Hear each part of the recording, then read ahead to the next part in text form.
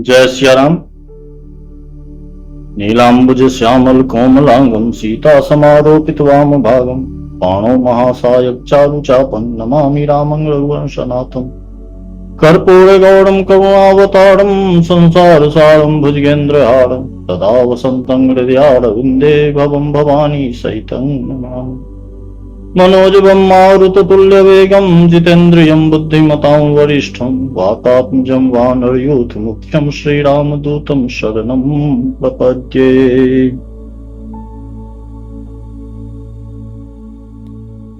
जय सिया राम। मानसामृत के अगले भाग में फिर से आपका स्वागत। फिर से जय सिया राम।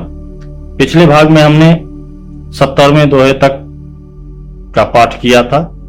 अब 70वें दोहे से प्रारंभ करते हुए आगे का पाठ। अस कही नारद सुमिरि हरि गिरि जहि दीनी आशीष होई यह कल्याण अव संशय तजहु गिरीश। ये 70वां दोहा। अब आगे। कहियस ब्रह्म भवन मुनि गयऊ आगिल चरित सुनऊ जस भयऊ पति एकांत पाई कह मैना नाथ न मैं समझे मुनि बैना। यो कहकर नारद मुनि ब्रह्मलोक को चले गए। अब आगे जो चरित्र हुआ उसे सुन। पति को एकांत में पाकर मैना ने कहा, हे नाथ, मैंने मुनि के वचनों का अर्थ नहीं समझा। जो घर भर कुल होई अनुपा करिय विवाह सुता अनुरूपा नत कन्या वर रहूं कुमारी कंतु मां मम प्राण पियारी। जो हमारी कन्या के अनुकूल घर वर और कुल उत्तम हो तो विवाह कीजिए, नहीं तो लड़की चाहे कुमारी ही रहे, मैं अयोग्य वर के साथ उसका विवाह नहीं करना चाहती, क्योंकि हे स्वामी पार्वती मुझे प्राणों के समान प्यारी है। जो न मिले बर गिरिजहि लोगु गिरिजर सहज कहें सब लोगु सोई विचार पति करे विवाहु जहि न बहोरी होई उर्दाहु। यदि पार्वती के योग्य वर न मिला तो सब लोग कहेंगे कि पर्वत स्वभाव से ही जड़ होते हैं, यानी मूर्ख होते हैं। हे स्वामी, इस बात को विचार कर ही विवाह कीजिएगा, जिससे फिर हृदय में संताप न हो। अस कही पड़ी चरण धरि सीसा बोले सहित स्नेह गिरीसा बरुपाग बक प्रगट ससीमाई नारद वचन अन्यथा नाई। इस प्रकार कहकर मैना पति के चरणों पर मस्तक रखकर गिर पड़ी। तब हिमवान ने प्रेम से कहा, चाहे चंद्रमा में अग्नि प्रकट हो जाए पर नारद जी के वचन झूठे नहीं हो सकते। प्रिया सोच परिहरहु सभा सुमिरहु श्री भगवान पार्वती निर्मय जही सोई करी कल्याण। हे प्रिय, सब सोच छोड़कर श्री भगवान का स्मरण करो, जिन्होंने पार्वती को रचा है वे ही कल्याण करेंगे। अब जो तुम्हें सुता पड़ने हु तो अस जाई सिखावन देहु करे सो तप जही मिले महेशु आन उपाय न मिटी कलेसु। अब यदि तुम्हें कन्या पर प्रेम है तो जाकर उसे यह शिक्षा दो कि वह ऐसा तप करे जिससे शिवजी मिल जाए। दूसरे उपाय से यह क्लेश नहीं मिटेगा। नारद वचन सगर्भ सहेतु सुंदर सब गुण निधि वृष केतु अस विचारि तुम तजहु असंका सबहि भांति शंकर व कलंका। नारद जी के वचन रहस्य से युक्त हैं और सकारण हैं, और शिवजी समस्त सुंदर गुणों के भंडार हैं। यह विचार कर तुम मिथ्या संदेह को छोड़ दो, शिवजी सभी तरह से निष्कलंक हैं। सुनिपति वचन हर्षि मन माही गई तुरत उठी गिरिजा पाही उमहि बिलोकी नैन भरे बारी सहित स्नेह गोद बैठारी। पति के वचन सुन मन में प्रसन्न होकर मैना उठकर तुरंत पार्वती के पास गई। पार्वती को देखकर उनकी आंखों में आंसू भर आए, उसे स्नेह से गोद में बैठा लिया। 12 बार लेती उरलाए गदगद कंठ न कछु कही जाई जगत मातु सर्वज्ञ भवानी मातु सुखद बोली मृदुवानी। फिर बार बार उसे हृदय से लगाने लगी। प्रेम से मैना का गला भर आया। कुछ कहा नहीं जाता। जगत जननी भवानी जी तो सर्वज्ञ ठहरी। माता के मन की दशा जानकर वे माता को सुख देने वाली कोमल वाणी से बोली, सुनहि मातु मैं दीख असा सबन सुनावो तो सुंदर गौर सुविप्रवर सुपदेश मोहि। माँ सुन, मैं तुझे सुनाती हूँ। मैंने ऐसा स्वप्न देखा है कि मुझे एक सुंदर गौर वर्ण श्रेष्ठ ब्राह्मण ने ऐसा उपदेश दिया है। करहि जाई तपशैल कुमारी, नारद कहा सो सत्य विचारी। मातु पितहि पुनिय मत भावा, तप सुख प्रद दुख दोष नसावा। हे पार्वती, नारद जी ने जो कहा है उसे सत्य समझकर तू जाकर तप कर। फिर यह बात तेरे माता पिता को भी अच्छी लगी है। तप सुख देने वाला है और दुख दोषों का नाश करने वाला है। तप बल रचई प्रपंच विधाता, तप बल विष्णु सकल जगत्राता। तप बल शंभु करहि संहारा, तप बल शेष धरहि महिधारा।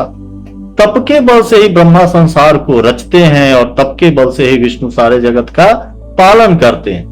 तप के बल से ही शंभु यानी रुद्र रूप से जगत का संहार करते हैं और तप के बल से ही शेष जी पृथ्वी का भार धारण करते हैं। तप आधार सब सृष्टि भवानी, करहि जाई तप अस जिय जानी। सुनत वचन विस्मित महतारी, सपन सुनायउ गिरे हकारी। हे भवानी, सारी सृष्टि तप के ही आधार पर है, ऐसा जी में जानकर तू जाकर तप कर। यह बात सुनकर माता को बड़ा अचरज हुआ और उसने हिमवान को बुलाकर वह स्वप्न सुनाया। मातु पितहि बहुविधि समुझाई, चली उमा तप हित हर्षाई। प्रिय परिवार पितारु माता, भय विकल मुख आव न बाता। माता पिता को बहुत तरह से समझाकर बड़े हर्ष के साथ पार्वती जी तप करने के लिए चली। प्यारे कुटुंबी, माता पिता सब व्याकुल हो गए, किसी के मुंह से बात नहीं निकलती। वेद शिरा मुनि आई तब, सबहि कहा समुझाई। पार्वती महिमा सुनत रहे प्रबोधहि पाई। तब वेद शिरा मुनि ने आकर सबको समझाकर कहा। पार्वती जी की महिमा सुनकर सबको समाधान हो गया। उर्धरी उमा प्राणपति चरना, जाई विपिन लागी तप करना। अति सुकुमार न तनु तप जोगु, पति पद सुमिरी तजेउ सब भोगु। प्राणपति शिव जी के चरणों को हृदय में धारण करके पार्वती जी वन में जाकर तप करने लगी। पार्वती जी का अत्यंत सुकुमार शरीर तप के योग्य नहीं था, तो भी पति के चरणों का स्मरण करके उन्होंने सब भोगों को तज दिया। नित नव चरण उपज अनुरागा, बिसरी देह तपहि मन लागा। संबत सहस मूल फल खाए, साग खाई सत बरस गंवाए। स्वामी के चरणों में नित्य नया अनुराग उत्पन्न होने लगा और तप में ऐसा मन लगा कि शरीर की सारी सुध बिसर गई। 1000 वर्ष तक उन्होंने मूल और फल खाए, फिर 100 वर्ष साग खाकर बिताए। कछु दिन भोजन बारी बतासा, किए कठिन कछु दिन उपवासा। बेलपाती मही पड़ई सुखाई, 3 सहस संबत सोई खाई। कुछ दिन जल और वायु का भोजन किया और फिर कुछ दिन कठोर उपवास किए। जो बेलपत्र सूखकर पृथ्वी पर गिरते थे, 30,000 वर्ष तक उन्हीं को खाया। पुनि परिहरे सुखाने उपरना, उमहि नाम तब भयउ अपर्णा। देखी उमहि तप खीन शरीरा, ब्रह्म गिरा भय गगन गंभीरा। फिर सूखे पर्ण यानी पत्ते भी छोड़ दिए, तभी पार्वती जी का नाम अपर्णा। तब से उमा का शरीर क्षीण देखकर आकाश से गंभीर ब्रह्मवाणी हुई।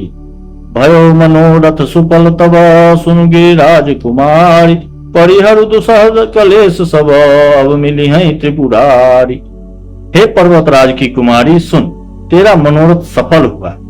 तू अब सारे असह्य क्लेशों को, कठिन तप को त्याग दे। अब तुझे शिवजी मिलेंगे। अस्तप काहु न किन्न भवानी, भय अनेक धीर मुनि ज्ञानी।